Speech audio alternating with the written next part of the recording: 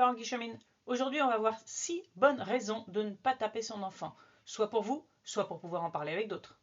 L'éducation traditionnelle a encore du mal à s'éloigner des violences éducatives ordinaires, les VEO comme on dit. Taper les enfants, les humilier. Le débat autour de la loi anti-fessée en France l'a bien montré, cette question divise. Beaucoup de parents veulent pouvoir éduquer leurs enfants comme ils l'entendent. Et parmi les arguments les plus souvent entendus, il y a celui-ci. « Oh, j'ai pris des fessées quand j'étais petit, j'en suis pas mort. Hein. » Ok, je vois l'idée, mais si on transposait ce raisonnement. Prenons notre exemple. Un homme qui donne une claque à sa femme. Finalement, c'est juste une claque, elle n'en est pas morte.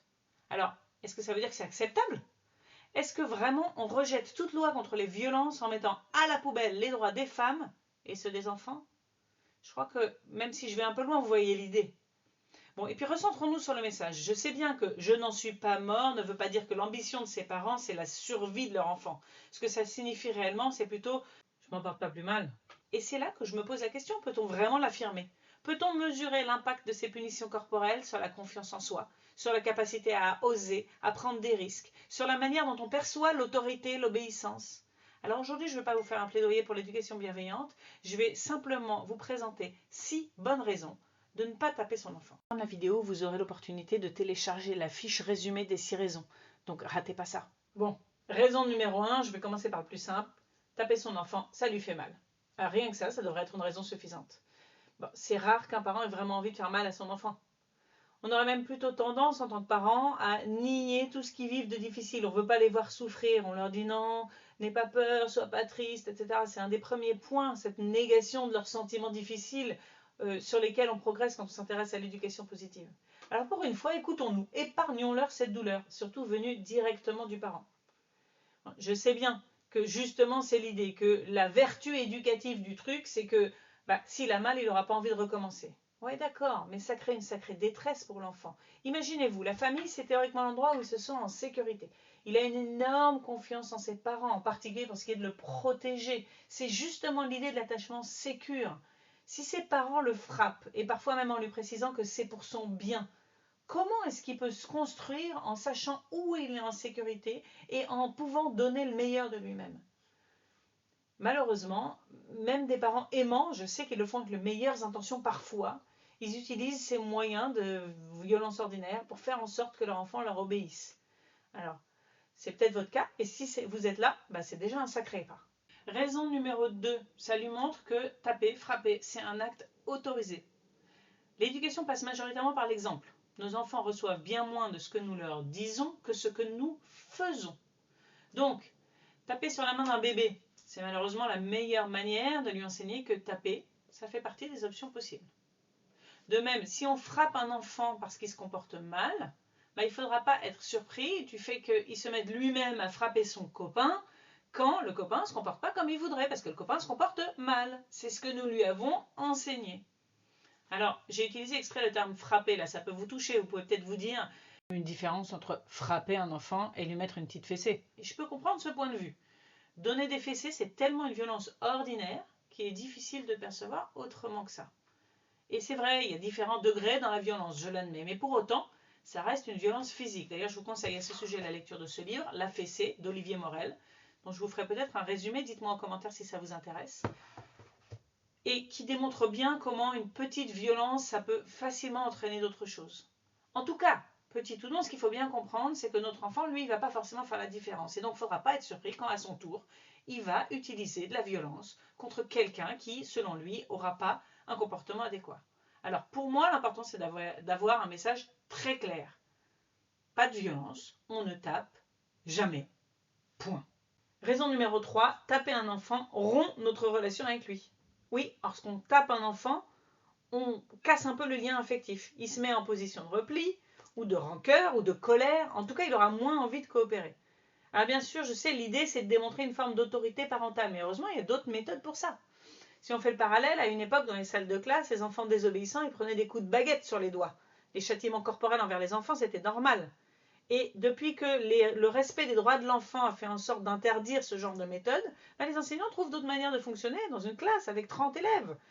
Donc oui, je sais, il y en a qui trouvent que c'est pour ça qu'il y a encore tant de violence à l'école. Et pourtant, les études, elles montrent bien que la violence appelle la violence. Si vous allez dans des salles de classe dans lesquelles les enseignants ont créé une vraie connexion avec les enfants, typiquement quand on intervient avec les approches telles que la discipline positive, vous verrez que c'est pas là qu'on a un manque de respect.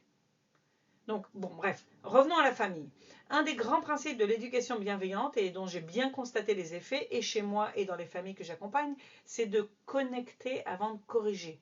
Si on ne cultive pas le lien avec notre enfant, la coopération, on n'y arrivera pas.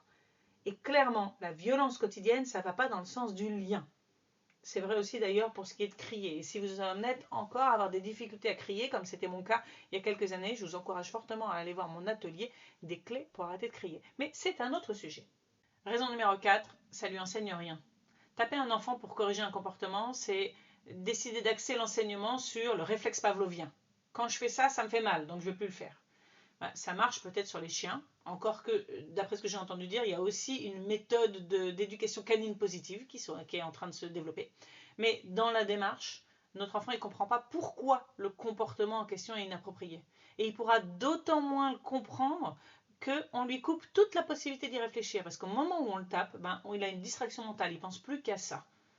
D'ailleurs, cette idée de distraction mentale qui empêche l'enfant de réfléchir, de prendre ses responsabilités, on en a déjà parlé autour des punitions. Et si vous avez envie de creuser cette idée-là, allez le voir, par exemple, allez lire mon article « Punissez vos enfants » typiquement. Vous allez voir que ce n'est pas ça qui va aider à calmer les choses. Bref, je sors de là. Ce qui est sûr, c'est que ça le distrait. D'ailleurs, notre fils, à un moment, à 3 ans, il a eu une tape de son grand-père. 1 an après les faits, il se souvenait encore de la tape avec émotion, comme quasiment d'un traumatisme, alors que la raison pour laquelle il a été tapé, il l'avait complètement oublié. Pour moi, éduquer un enfant, c'est l'aider à grandir, ça fait partie de son apprentissage. S'il est en train de faire quelque chose qu'il ne devrait pas faire, c'est parce qu'à ce moment-là, il ne sait pas encore faire mieux. Et donc quand on le tape, on n'est pas en train de l'aider à développer d'autres compétences. Pourtant, ce serait ça l'idée, c'est de lui enseigner autre chose. Qu'est-ce que ça enseigne de le taper? Raison numéro 5, taper, ça encourage au mensonge. Si l'enfant n'a pas compris pourquoi son comportement nécessitait correction, en tout cas ce qu'il comprend clairement, c'est que ce n'est pas à notre goût, c'est que nous, ça ne va pas nous plaire. Et donc, il va pouvoir s'attacher au fait qu'on ne soit pas au courant. Ça lui évitera la réaction. C'est valable aussi pour la punition d'ailleurs, cette réaction. Quand on inflige des punitions à un enfant, quelque part, on l'encourage également à cacher ce qui pourrait nous déplaire si on n'a pas pris le temps de lui expliquer ou de le convaincre d'adopter un autre comportement à la place, soit pour certaines raisons, soit parce qu'on l'a aidé à développer des compétences, comme on disait dans la raison précédente. Donc, c'est un vrai choix. Est-ce que je fais d'abord passer cet aspect éducatif dans mes comportements, ou est-ce que je tiens à développer une confiance entre l'adulte et l'enfant, sur laquelle on va pouvoir se baser? Raison numéro 6, ça peut détruire son estime de lui-même. Comme on le disait au début, au point 1, un jeune enfant a une grande confiance en ses parents. Il cherchera souvent à justifier leur comportement. D'ailleurs, c'est une des raisons pour lesquelles il y a certains parents qui ont vraiment du mal à vouloir changer de méthode éducative parce qu'en fait, ils ne veulent pas remettre en cause ce qu'ont fait leurs propres parents. Voilà, moi j'ai grandi comme ça et ça s'est bien passé. Mais bref, une partie de lui-même, de l'enfant, est en colère, pleine de ressentiment, etc. En même temps, une autre internalise que si le parent le frappe, c'est qu'il le méritait. C'est d'ailleurs ce que disent certains parents. C'est donc qu'il a mal agi, c'est donc qu'il est mauvais. Et il risque de développer une image négative de lui-même à ce moment-là et sur le long terme. C'est évidemment vrai pour tout ce qui est aussi violence verbale, humiliation, etc. On comprend mieux quand on voit ça. Pourquoi il y a des approches aujourd'hui qui veulent interdire ces modes éducatifs parce qu'on en voit les effets psychologiques. Et nous, les adultes qui entourons nos enfants, on a une sacrée responsabilité par rapport à ça. Et je sais qu'en même temps, on n'est pas des super-héros, on fait de notre mieux. Mais déjà, prendre le temps d'y réfléchir, voir quelles sont les raisons derrière, voir comment on peut améliorer les choses, voir comment on peut prendre les choses différemment et se former à d'autres méthodes. Parce qu'il ne suffit pas de dire qu'on ne va plus le faire. On veut aussi savoir comment faire autrement. Ça, c'est notre responsabilité. C'est en notre pouvoir, on en est capable. Et c'est réellement participer à créer autre chose pour nos enfants. Alors, j'ai une question pour vous.